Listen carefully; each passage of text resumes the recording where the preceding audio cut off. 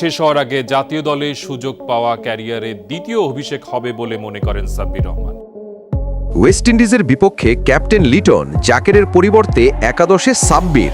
West ইন্ডিজের বিপক্ষে আসন্ন টি-20 সিরিজের জন্য দল ঘোষণা করেছে বাংলাদেশ ক্রিকেট বোর্ড বিসিবি। এবার দলে ফিরেছেন অধিনায়ক লিটন কুমার দাস, যিনি চোটের কারণে কিছুদিন ছিলেন মাঠের বাইরে।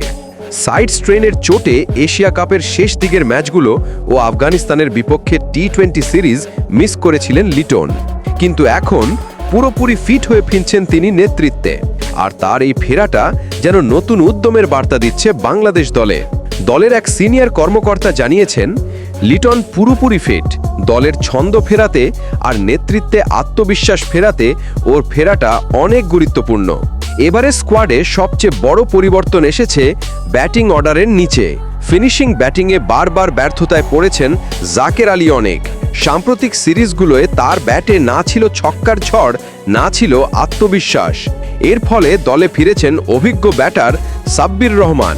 এনসিএলে দুর্দান্ত পারফর্ম করে নির্বাচকদের নজর কেড়েছেন সাব্বির, আর সেই পারফরমেন্সেই খুলে গেছে তার জাতীয় দলে ফেরার দরজা।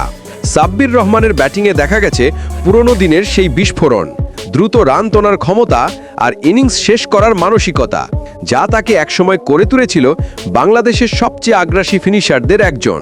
বিশেষজ্ঞদের মতে এই দলে অভিজ্ঞতা আর আগ্রাসনের চমৎকার ভারসাম্য আছে। সাব্বিরের ফর্ম যদি কাজে লাগে, তাহলে ওয়েস্ট ইন্ডিজের বিপক্ষে সিরিজটা হতে পারে বাংলাদেশের জন্য এক সত্যিকারের টার্নিং পয়েন্ট। সব মিলিয়ে ক্যাপ্টেন লিটনের প্রত্যাবর্তন আর সাব্বিরের আগ্রাসন, দুই মিলে বাংলাদেশ দলে ফিরেছে নতুন ছন্দ, নতুন আত্মবিশ্বাস।